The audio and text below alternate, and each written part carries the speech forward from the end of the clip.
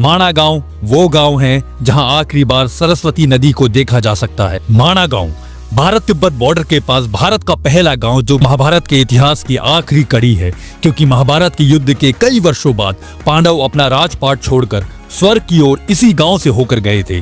माणा गांव में ही आपको ऋषि वेद व्यास की गुफा व्यास गुफा दिखाई देती है, जहां वेद व्यास ने महाभारत की रचना की थी।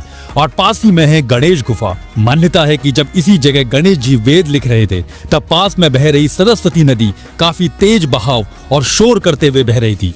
सरस्वती नदी के शोर के कारण गणेश जी को वेद लिखने में काफी कठिनाइयां हो रही थी।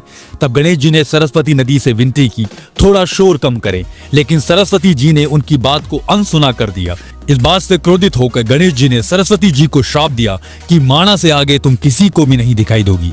और तभी से सरस्वती नदी माणा गांव से आगे अदृश्य रूप में बहती है। माणा गांव से होकर ही पांडव स्वर्गारोहिणी मार्ग पर